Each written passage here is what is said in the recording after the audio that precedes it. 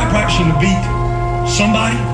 We're practicing to beat everybody. My expectation is we go out and dominate and create a nightmare and make people never want to play you again. If you are a fan of another team and your coach is not out there doing everything that Kirby Smart is doing right now, you are already losing.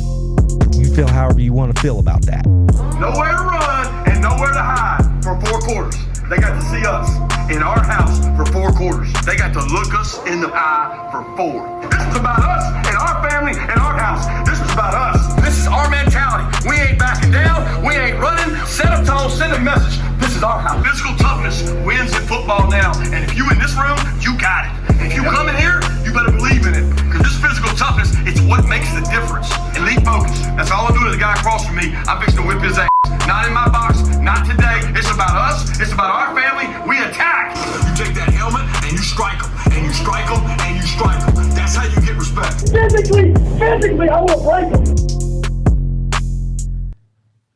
By another weekend, another Sunday, and one more week closer to Georgia Bulldogs football. That's what we're looking at, because this is the Sunday Bones Show, the show where we take a look at everything that I found interesting over the last week in the world of Georgia Bulldogs football, and we get you as involved as ever. If you're here in the chat with us, thank you for showing up. If you are finding us on replay, come on, find us on a Sunday evening. We have a good time over here, because this is a relaxed show. Let's begin it by just saying hello to everybody. So Shane, welcome in here, friend. Timothy's in here. The Steel Supreme is in here.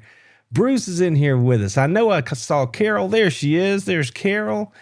And pardon me, Scott Anderson's in here with us tonight. So it's good to see everybody in here nice and early.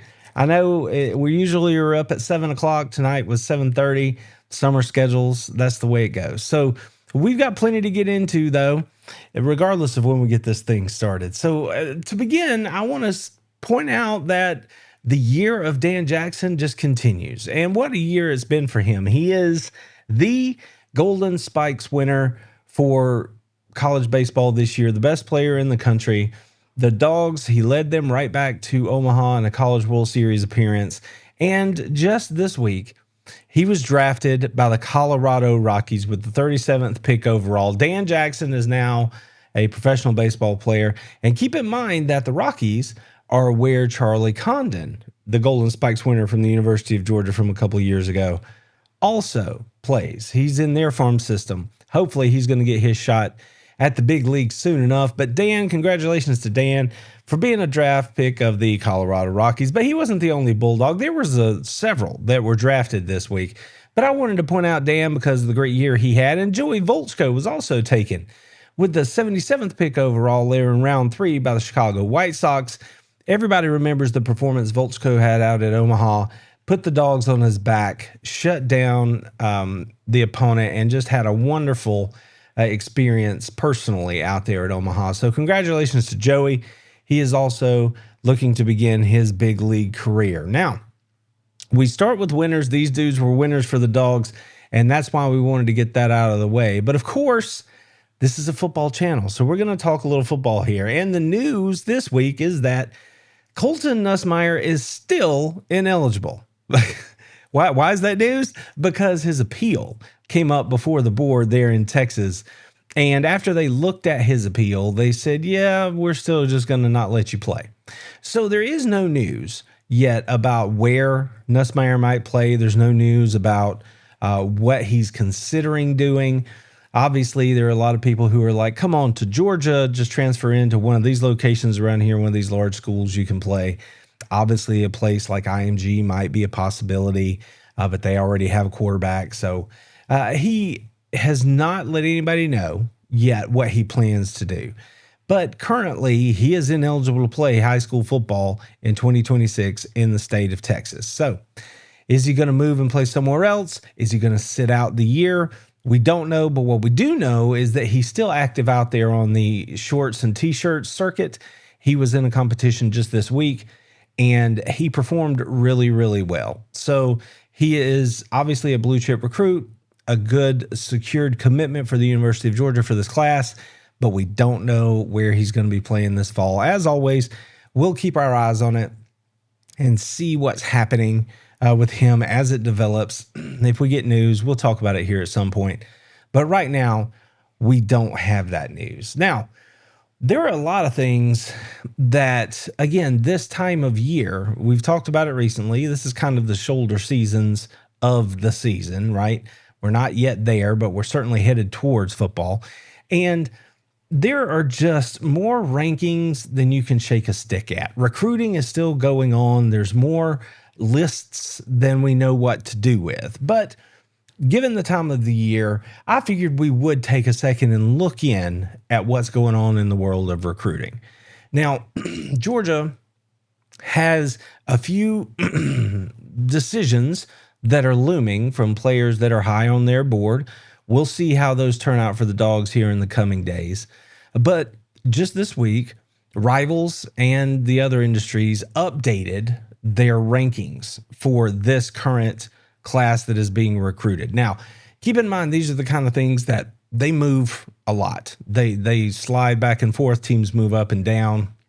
But this year's a little different because there aren't that many high-profile, five-star type players that are out there that have remained uncommitted. It's just the kind, because of NIL and because of various other reasons, these processes have just gotten sped up so much faster. So it used to be that Georgia might have their class pretty much done by this point in the year. That's not the case necessarily for Georgia this year, but they're close. Again, there aren't many that are left out there, and they're going to happen here soon. So they're on schedule. But if you look around the country, it seems like everybody else has also sort of moved in that direction where they are really putting a bow on this class, the current class that will sign in December. They're sort of done with it because of the way recruiting is working now. And schools are paying players to not take other official visits. So once they secure a commitment, then they'll pay the player to not go look at other schools. And there's just less opportunity for flips and changing of the minds and things like that, less elasticity in the process. But as you can see, currently, if you're watching here on YouTube, you can see that the top 25, according to Rivals, has Texas A&M at the top. You have Notre Dame at 2, Oregon 3, Miami 4, Texas at 5, and the Dogs check in at 16. Now, they just received a commitment this week, which after that commitment, I believe moved them up one spot in the Rivals rankings here from a 4-star offensive lineman. That was obviously a blue chip player. He was sought after. He committed to the Dogs. And now I think they're probably sitting at 15 in the latest, like the updated Rivals rankings. But these were posted this week prior to that. So the Dogs are sitting there at 16. And we'll just see where they go. They could, if they get all of the commitments that are still on the board that they have an interest in, and maybe as he is wont to do, Kirby ends up flipping somebody late in the cycle, which is something that seemingly always happens. If something like that happens, Georgia could still find themselves with a top 10 class this year. And moreover, it would be a class that, for the most part, has hit a lot of things that they needed to address. But again, we just have to wait and see where it goes, because if you look at 247's rankings, they have the Dogs sitting at 17. And I don't care to venture a guess what the latest commitment did to their rankings in 247's standings.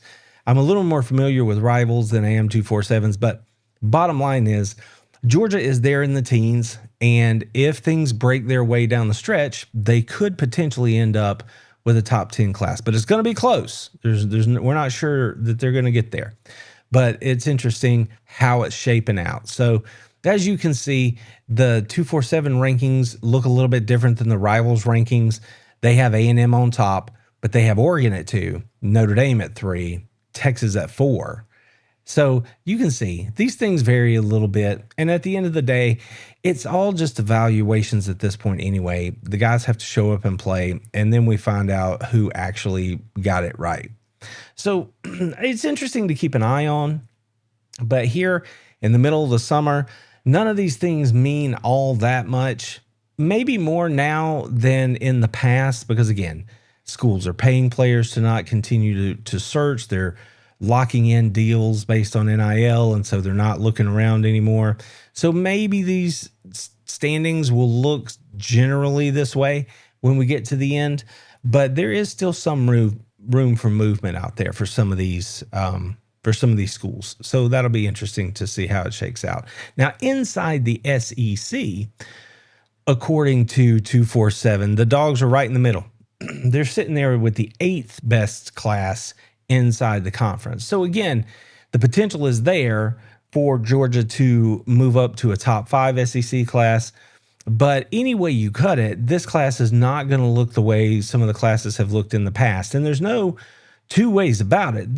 There have been some players that Georgia really wanted this year that they've missed on. But that is the nature of recruiting. And we could argue till the cows come home about whether or not it's because money's playing a bigger factor, or it's because maybe they just misdiagnosed how they wanted to approach some of these recruitments. We just don't know. And the likelihood is we're never really going to know. So as fans, what we have to do is just look at it and say, okay, these are the guys that choose to be Georgia Bulldogs. Now, what are they going to do once they get to Athens? How are they going to join and meld in with the team? And that's where we start paying attention to stuff like that.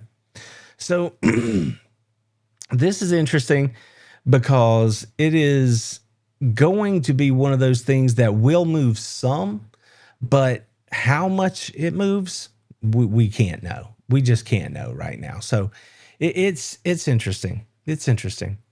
I'll tell you something else that I think is pretty interesting, and that is that we are also available over on the audio podcast download site. So anywhere you get your podcasts, Spotify, Apple, if you watch them here on YouTube, wherever it is, just know we're available over there. It would really help us out if you head on over there, rate, review the podcast, follow, share them around with your friends, because we want as many people as possible to know that we're over here talking about the Dogs year round, because, you know, we have a good time doing it, and why not?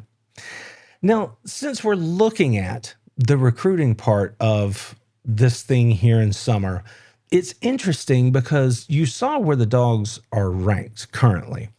And that, to some people, is enough to set their hair on fire, because they're used to Kirby Smart and Georgia having a top 3, top 4 class. But this year's not going to be that way. And when you look at how money has been spent at Georgia and other places, you can see which teams are prioritizing what in their overall roster management and recruiting scheme. So if you look at a school like LSU, they are disproportionately spending a large amount of their money that they have to allocate toward roster management on the transfer portal. But when you look at schools like Georgia and Alabama, they disproportionately are spending money on retaining the players that are already on their roster that they have recruited over the years so that they don't leave and go somewhere else. Then there are schools like Texas A&M that are out there spending a lot of money on the high school recruits. So each of these head coaches or CEOs, they get to go out and decide how they want to build their roster. And what we're seeing is that there are absolutely different approaches out there. We are not going to know who has actually got the best pattern for the next 2 or 3 years. This all has to kind of play out. But it is something that's interesting to watch.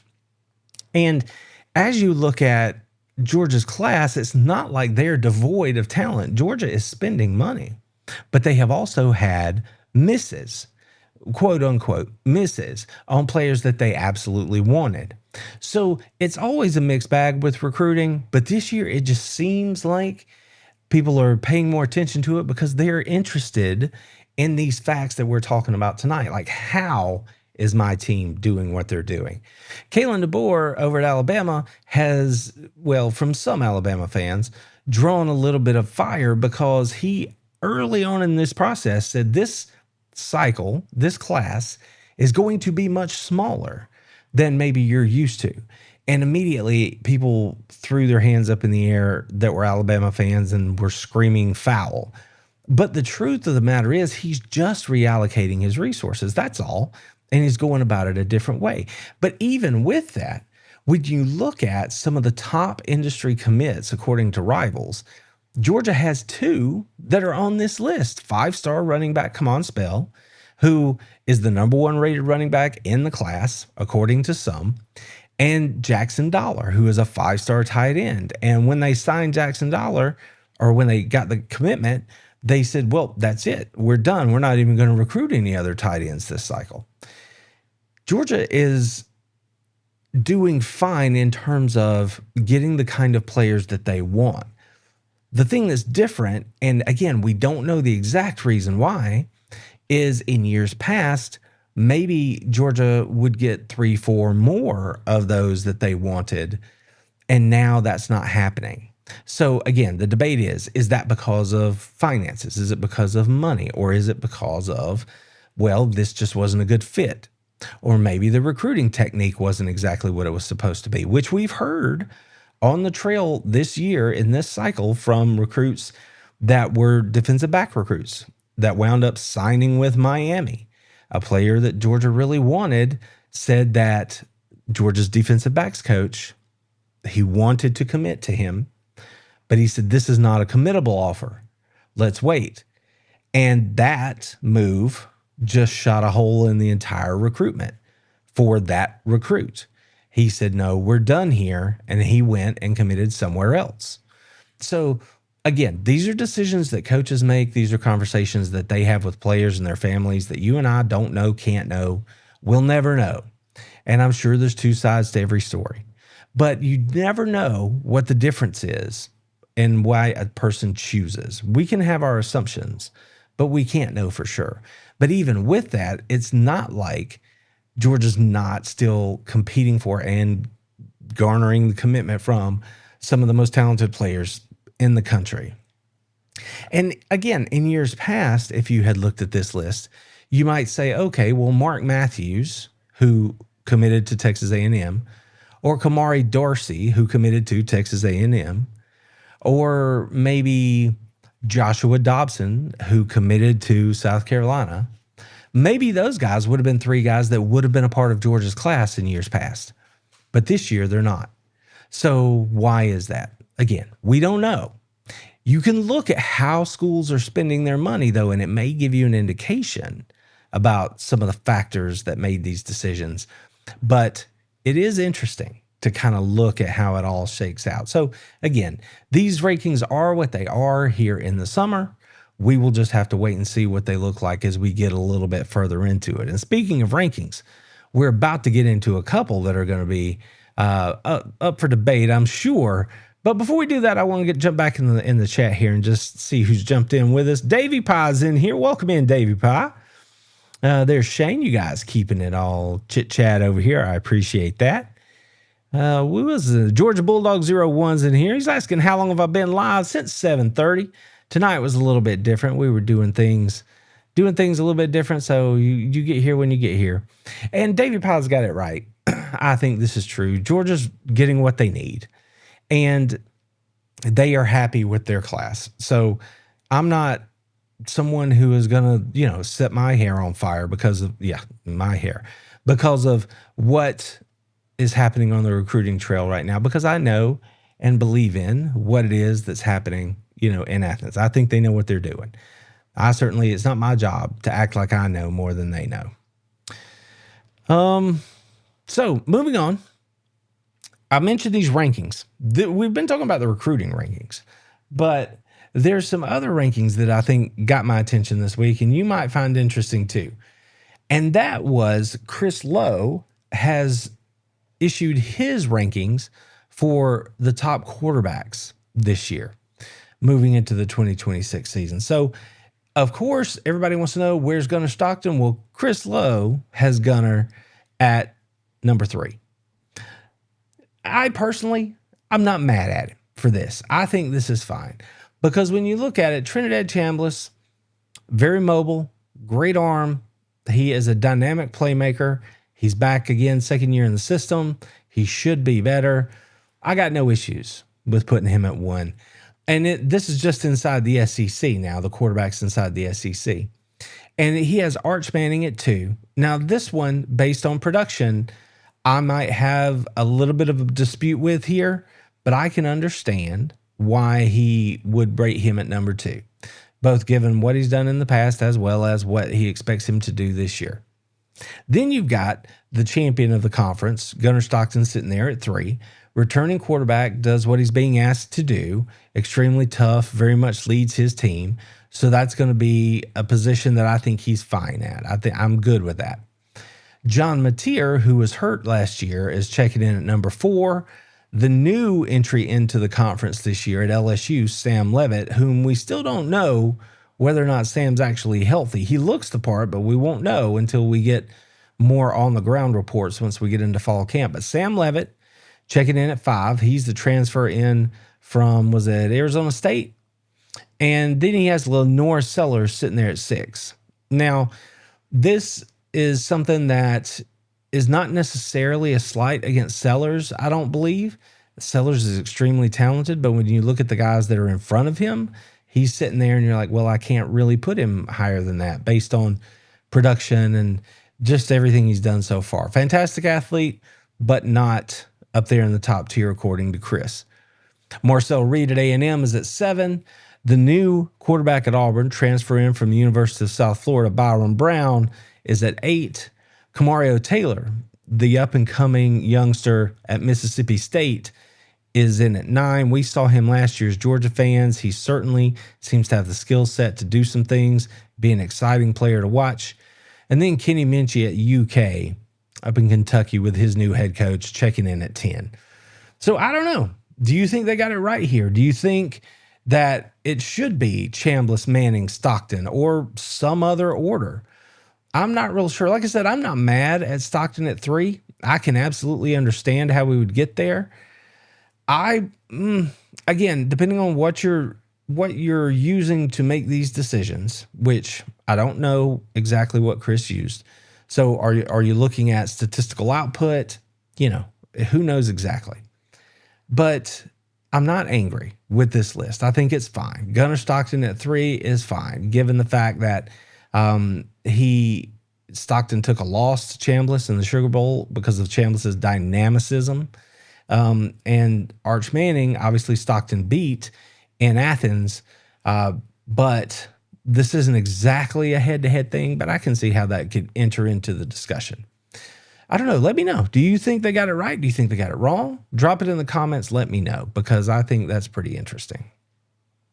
What Chris Lowe decided to do there. And when you look at these rankings inside the SEC, the thing to keep in mind here, and I want to share this with you also, is the top 10 quarterbacks in terms of NIL here in 2026, according to College Front Office.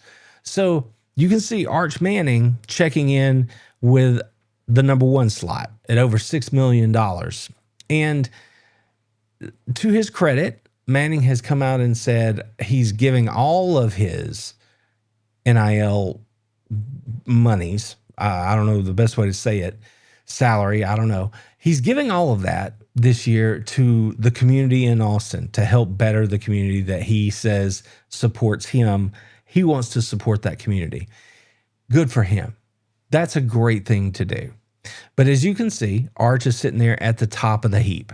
So Sam Levitt's checking in with a number of $6 million apparently at LSU. And that was a big deal for Lane Kiffin to go get himself a quarterback, and he knew what he wanted, and clearly he paid to get him. So Sam Levitt is now at LSU. Not sure if he's healthy. We expect him to be healthy, but we're not sure if he is, but he's got the second biggest number. And Chambliss is sitting right there with him. A significant pay raise to move up to the number 3 position.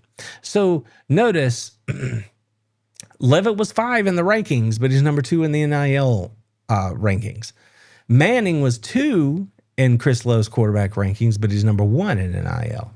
Chambliss was number 1 in Lowe's rankings, and he's sitting here at number 3. So then you get to Lenore Sellers, who came in at, 6 in Chris Lowe's rankings, sitting here at 4. in the NIL valuation rankings with a number at $3 million. Then you have John Mateer, who is looking at a $3 million number, coming in at number 5 on the valuations list, but he was sitting at number 4 on the quarterbacks list.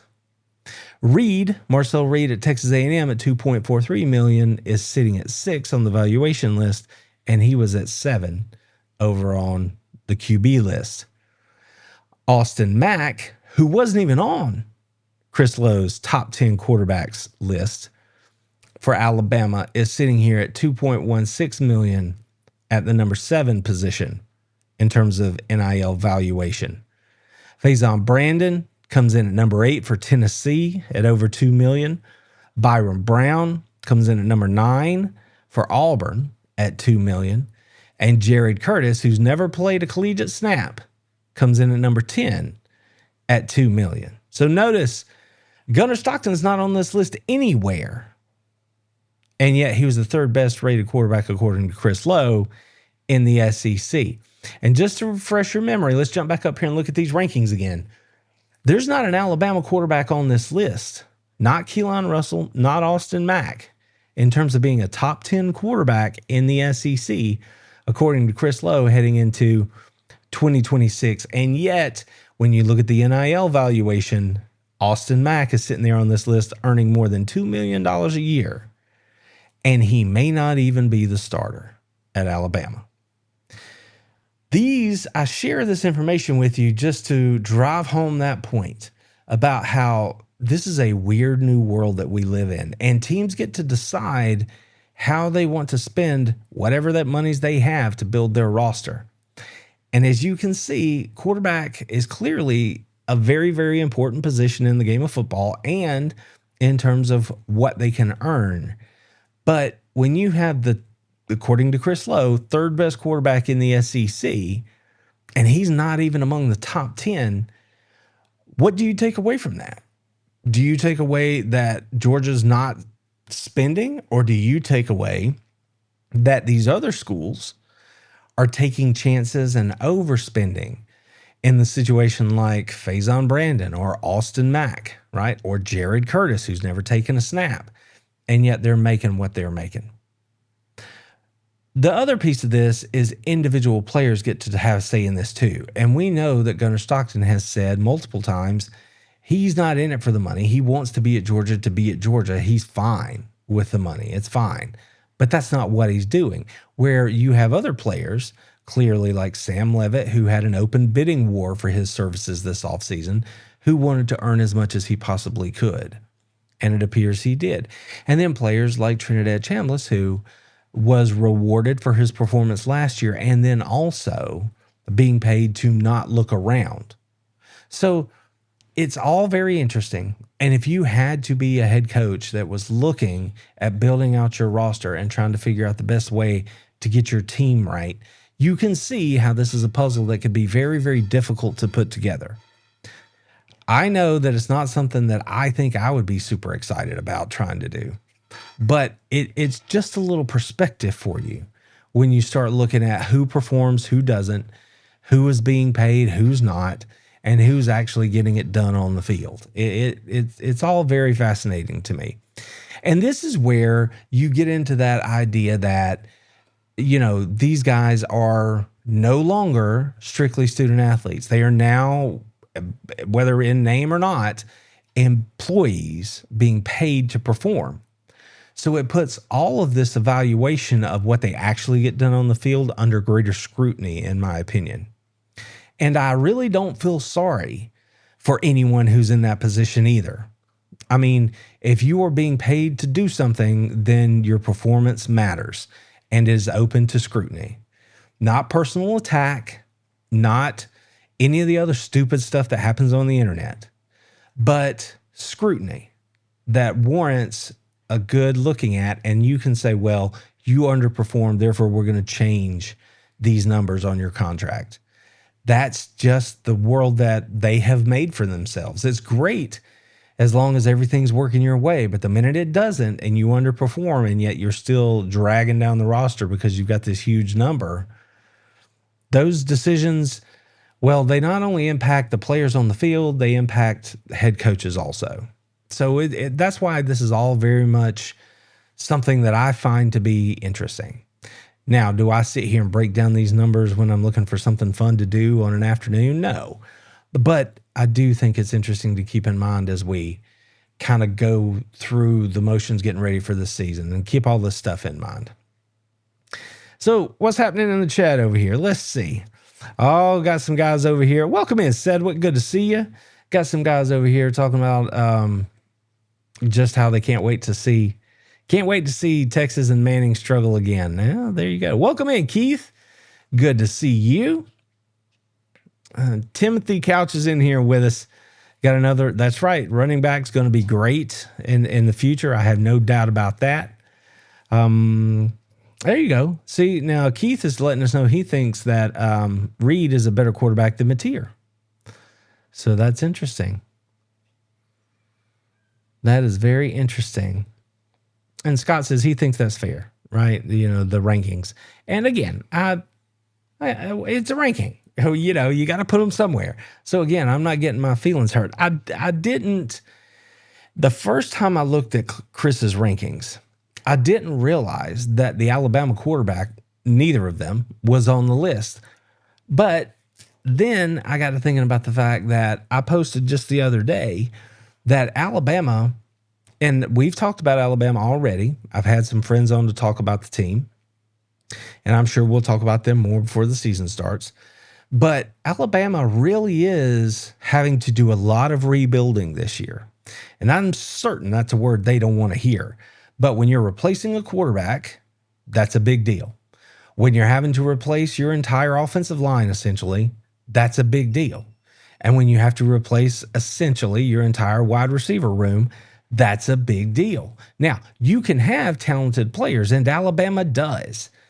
But when I remember that, seeing what Chris did here with his list doesn't come as such a huge surprise. But when you honestly are assessing what it is that Alabama's bringing back, you have to go, all right, let's see what these young guys can do. Because they, like Georgia last year, are going to have to play a lot of young people, you know, who haven't had a lot of playing experience in the past, and they've got to show up and get the job done. So that's going to go a long way in determining exactly how Alabama's season goes this year. But I'm just using them as an example. I'm not trying to pick on Alabama here. Just one of those things. Let's see. What is it? Gym City Enigma. What's up, Gym City? I don't know that I've seen you in here. Glad you decided to drop a comment and let us know what's going on. Hank McGee, welcome in. Same to you. I appreciate you dropping a comment and letting us know what you think. I appreciate you watching.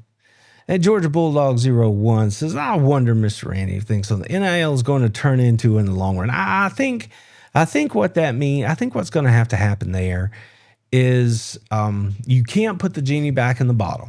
So it's not like it's going away. This is the new age of college football. But I do think that you can do better than the system we have now, which is pay for play. It was never supposed to be that. Players were supposed to have the opportunity to make money off of their name, image, or likeness through advertising or any other way they could do it, personal appearances, whatever. But that's not how it's been used. And there has to be something put in place that is going to rein that back into what it should be. And I think that will happen. I just don't know when. And I don't know how long it's going to take, and it's going to be ugly and messy until something gets worked out. But I know that that's the goal, because otherwise, I mean, Kirby joked about it. Georgia's, and I have the screenshot. It's not a screenshot. I have the picture from College Sports that I shared earlier, talking about the NIL valuations. For example, last year, according to College Football Sports, or College Sports Office, whatever it is, Texas' number for their roster was at $47 million. Georgia's was at 35. And Kirby this spring at the spring meetings, the spring SEC meetings, was laughing when people were like, what do you think about Texas' $40 million roster? Because they were talking about all of this money kind of stuff, money movement and how it sits and all that. And he laughed and he was like, well, hell, we had a $40 million roster last year. Now, he was rounding up a little bit there, at least according to the public numbers that are available. But he's making the point that everyone that's trying to contend is in that ballpark somewhere. And so it does none of us any good to begrudge any of these schools for playing the game to the best of their ability at this point. But if you want a situation where you have really, the opportunity for more than, say, 10 teams to compete, then this has to change. So I hope that it does. I can't tell you when it will, but I certainly hope that they can get a handle on it sooner rather than later. And something I want to make sure that I remind you guys of is if you are interested in getting stuff like this and much more at a much more in-depth style and frequency, then I would say head on over to Patreon, check out this offer we have going on. $3 for the next 2 months, and you get access to everything that we do over there, plus all the giveaways and everything else. And I really think that the people who come on over enjoy it. I'm always trying to add new content over there. Give it a shot. If you don't like it, you can walk away when it's over, and no hard feelings. It'll be all good. Something else I want to let you know about, and this is one of those things I talked about on this last week's podcast, and this is a quote. Yes, I quoted myself, but I was talking about ego and confidence and the difference between the teams and what it means. But if you want content that is different than the hot take kind of content that you find virtually everywhere else, if you want the kind of stuff that looks at football from a different perspective, that's what we do over at Plus. And it's things like this where I take what we talk about on the podcasts here and on the private podcasts, and I take and create new essays. The written word, I write it out and really flesh out my thoughts in different ways that maybe I don't do here. I'm trying to give everybody something that they're looking for over there. So if you haven't checked it out, I hope you will. And one of the things to consider if you decide to head on over to Plus is the giveaways, because if you are a member over at Plus, you have the opportunity to be entered for giveaways for things like these hats from our friends at Peach Jack Apparel. Now, again, these are my favorite because I love black and white, period, but these are just really, really sharp. And I'm going to be giving away all 4 of these Peach Jack Apparel hats here in July as part of our just push to get into the new season. So again, if stuff like that interests you, I certainly hope that you'll come on over and check it out and get yourself entered so you can win some of those goodies along the way. Wait a minute. We've got some good news, everybody. We have some good news. Carol has blessed us this evening with a super chat, $4.99. It looks like to me. Carol has come in and said that she wants us to pay attention. And she says, thank you, Randy, for all you do. Thank you for all the support. And she loves you guys in the chat. Thank you, Carol, for supporting the channel the way you do. Literally one of our most bedrock founding followers and supporters of everything we do. I appreciate it. I saw your note about the jersey. I'm glad you received it. I'm sorry that it took as long as it did for it to get there, but I'm happy that it was able to help you have a better week. Carol won our June giveaway. She was one of the winners of a signed jersey that we gave away in June. She has that in her hands now, and I hope that it brings you all kinds of enjoyment, satisfaction, a nice talking point to show people and get you ready for the season. So, Carol, thanks again. $4.99 for the super chat. Now, Scott's asking about the cap and spending. It exists. There's revenue share that each school gets, and then there's supposed to be a cap, but schools are going to do everything that they can to work around it. And that's why there's so much angst and hand-wringing over one school's trying to play by the rules and another school's circumventing the rules and you're still getting these crazy numbers that teams are spending to build their rosters. And until something is in place to put constraints on that, then it's just going to be a wild ride. We're not exactly going to know what the sport's going to look like. But that's why I just say I prefer to show up and cheer for the G, right? I show up and cheer for the red and black.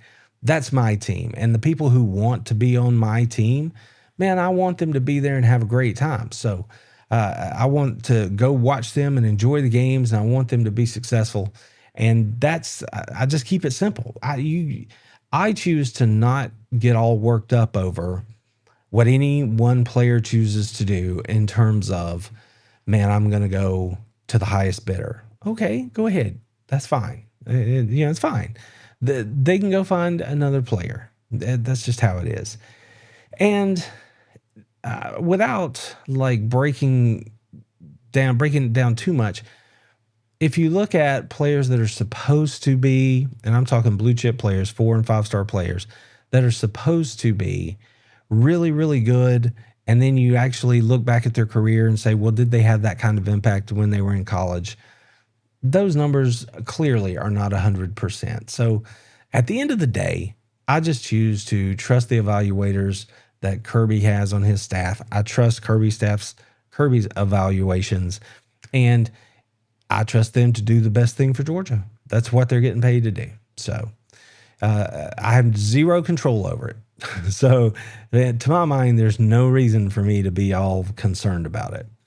And we will adjust as the rules come into play, and as things shake out, we will all adjust. But I do think that as that happens, once these things lock into place, Georgia is in just as good a shape as they ever were in terms of being a place to recruit to. And I know that the fire that Kirby has for recruiting and for being a head coach at the University of Georgia is not diminishing at all. So as these things fall into place and become more organized and everybody understands what the rules are, I think Georgia is very well positioned to continue to do the kind of things they've been doing and have the sorts of success that they've been having, both in recruiting as well as on the field. But it is going to be a bumpy ride until all that settles in. Yep, exactly. Michael Foster's in here. He says, hey, Randy, welcome in. He's from Columbus, checking in from Columbus. Welcome in. I appreciate that, Michael. And I appreciate everybody else who's chosen to hang out with us here this evening. I would ask, if you hadn't hit the thumbs up and you think we're doing a good job, I would ask that you would do that, because that helps, just helps everything all the way around. Kiyoshi, what's up? Good to see you in here with us this evening. He says, do you think we will eventually have to get with the times and start spending for higher rated players? Well, again, those ratings are put together by people like me, who have been around the sport for a lot of years, who understand what football looks like, and who make it their job to try to have an informed opinion about someone's ability. But that is what it is. There's no certificate that you get for going to be a player evaluator. And that holds true for coaches as well. The difference is coaches get paid a lot of money, which means that they have a track record of getting it right or not getting it right, right? And if they don't get it right, that changes. You lose your job. There's skin in the game. Whereas if someone misvaluates a player from a website and they say, well, that's a 3-star or a 5-star or whatever, who cares? The way the cycle works, people forget about that pretty doggone quick, and nobody holds their feet to the fire. So the rated thing is something that is subjective, because I guarantee you that Kirby Smart and his staff are not looking to see what Chad Simmons or On3 or Rivals or anybody else is rating any of these players, because they begin their evaluations when these young men are in the 7th and 8th grade, when they're coming to these camps in the summers, and they watch them grow and develop. Now, they still have to recruit them and get them on campus. But in terms of those evaluations, that's how they get developed. Georgia is spending money. They are spending money differently. We won't know whether or not Georgia's model is not good enough until we see the performance on the field fall off. That's how we will know. Until that happens, you can't really shoot holes in what it is they're doing. Their philosophy is, the Georgia model is that you recruit high school players, build your program through those high school recruits. You operate at a fair number in terms of what you're offering because that is the market these days. But they are not going to overpay for any one player at any one position because that's not the philosophy of Kirby Smart. They are not going to give Jared Curtis $2 million to come in and sit the bench at Georgia as a quarterback. Never going to happen.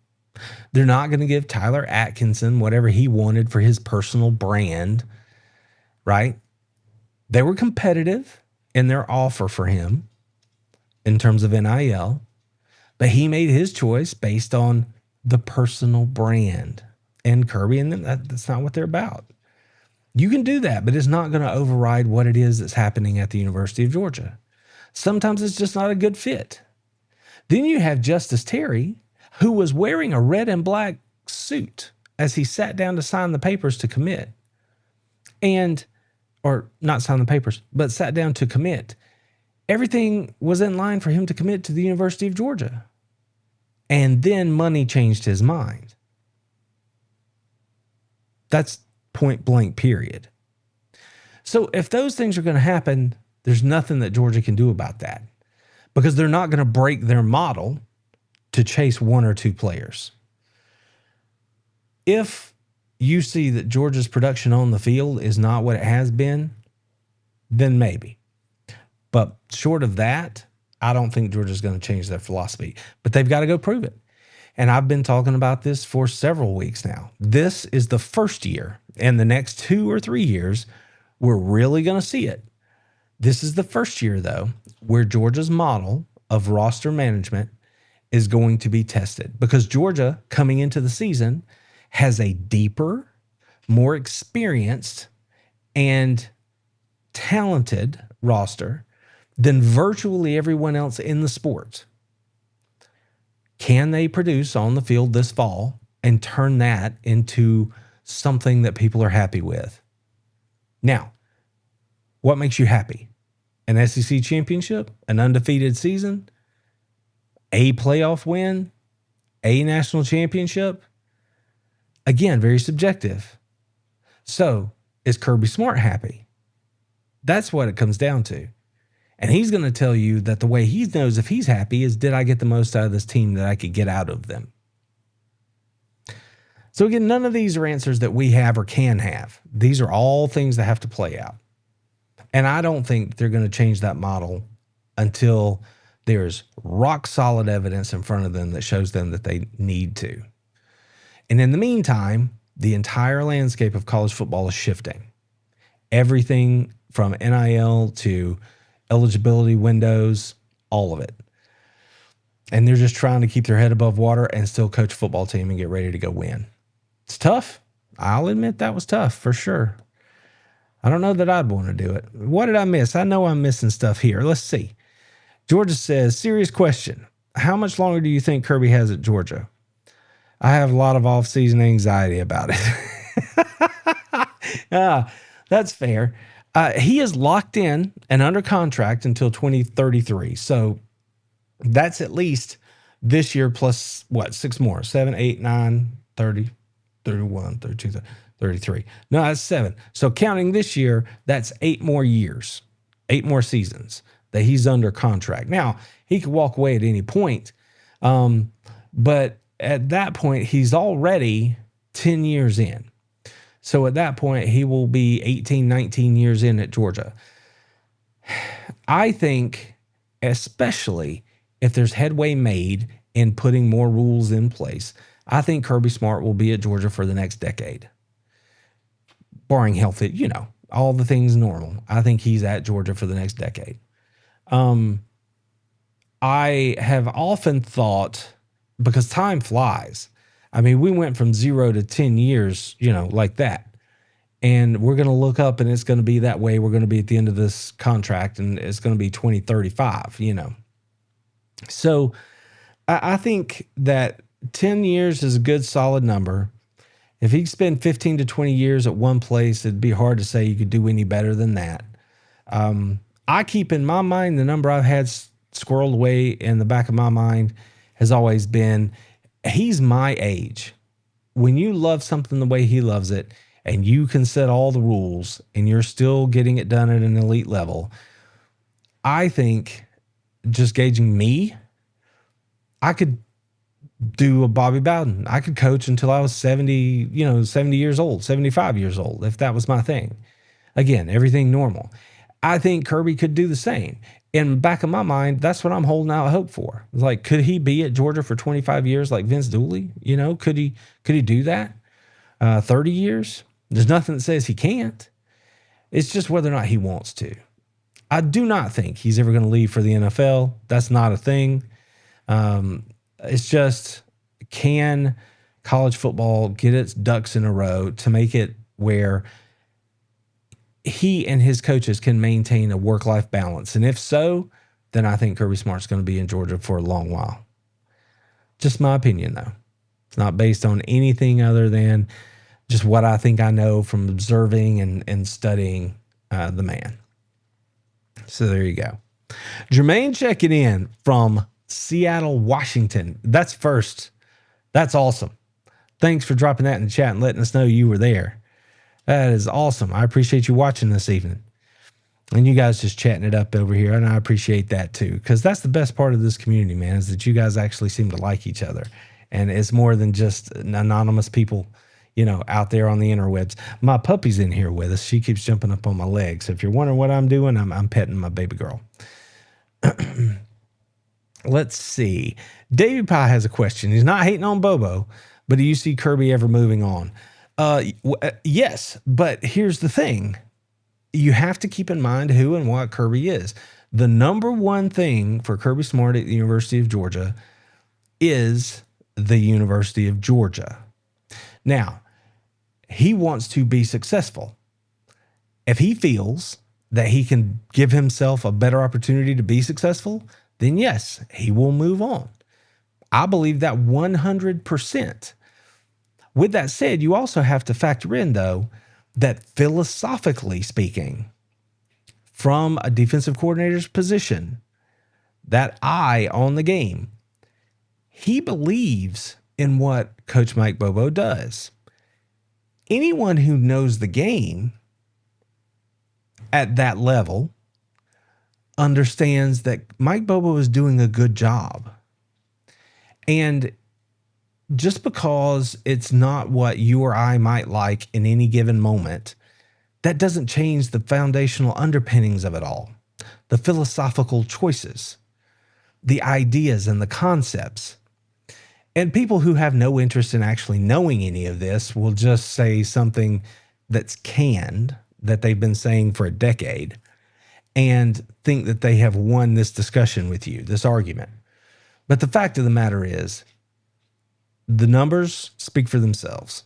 Bobo, the fact that he had to rebuild that offense heading into last year, into 24 after the 23 season, that was an incredible job in terms of getting the right kind of players out there, filling in all the things they had to fill in, rebuilding that roster.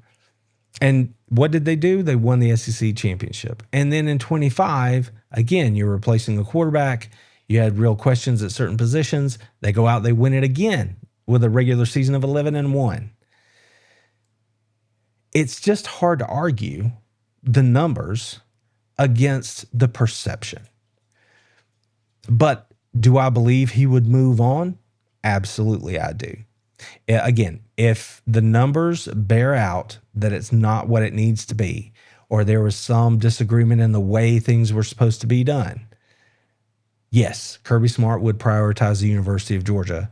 I have zero doubt. So I think that's clear enough about my opinion. But then again, my opinion is not the one that's going to make that decision. So there you go. But I appreciate that question. Thank you. Let's see. What else is going on? Do I think Fitzpatrick breaks through as the third cornerback? That would be quite the thing, Shane. I don't have him over on Plus. I really walk you through it and broke it down about what I think that room looks like. He could, by the middle of the season, work his way into a solid rotational role if he comes on, if everything clicks right. I still think you're solid at cornerbacks 1 and 2. I think you're solid, or we will be pretty soon here, in terms of who is that star. And then I think at that point, you're looking for those guys that are going to become your rolling in your rotational pieces.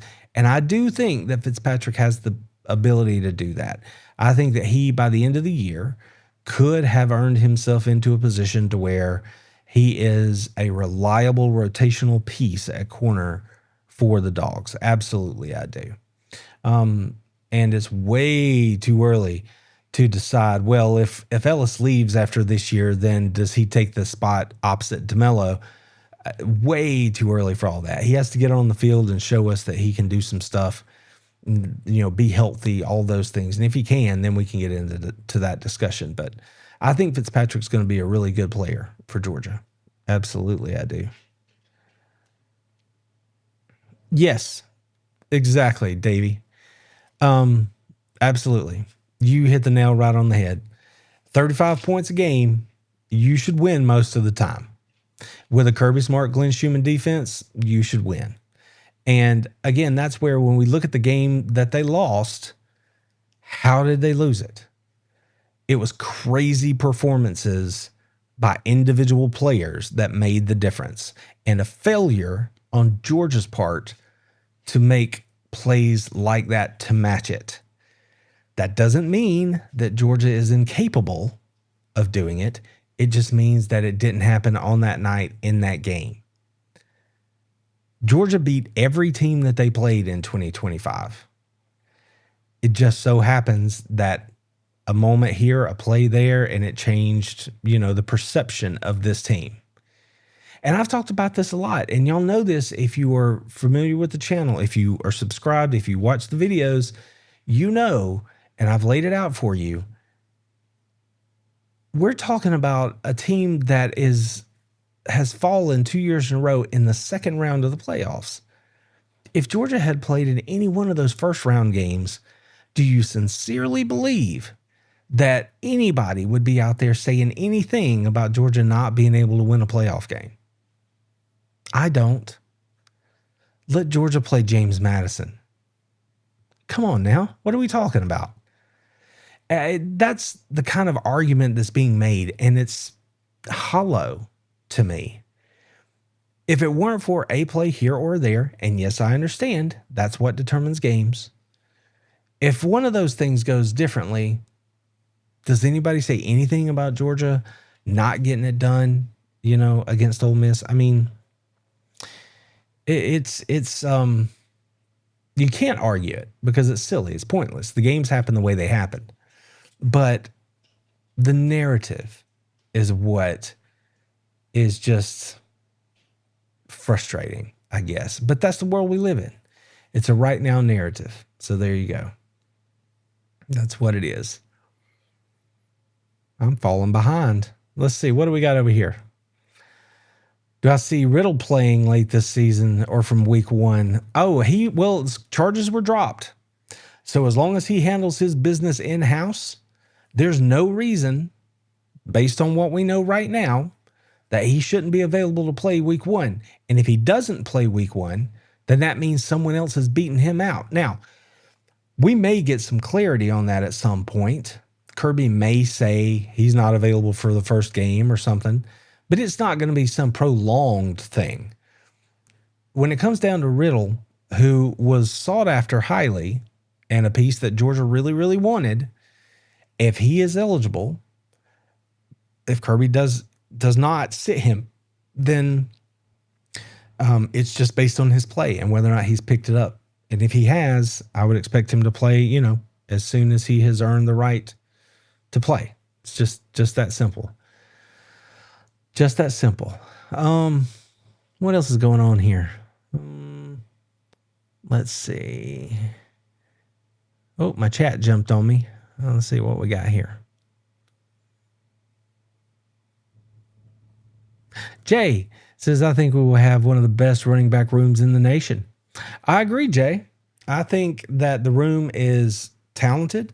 I think it's experienced. I think it's versatile.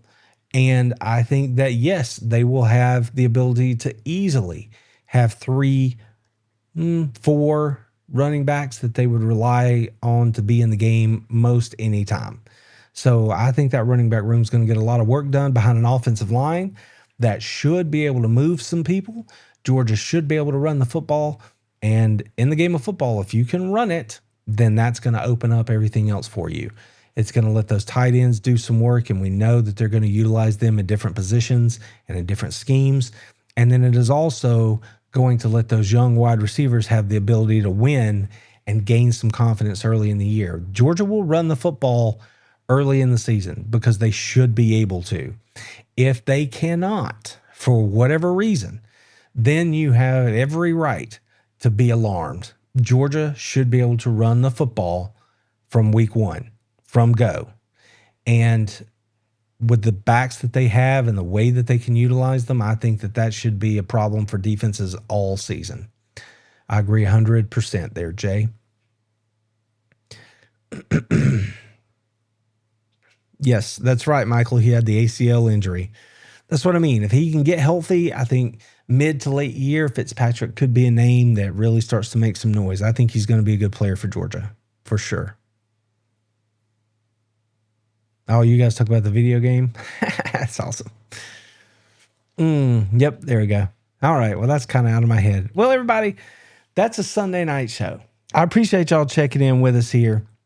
I hope that you enjoyed looking back at the last week. We're going to keep it spinning. We'll look ahead to what's coming next. Media days are right around the corner.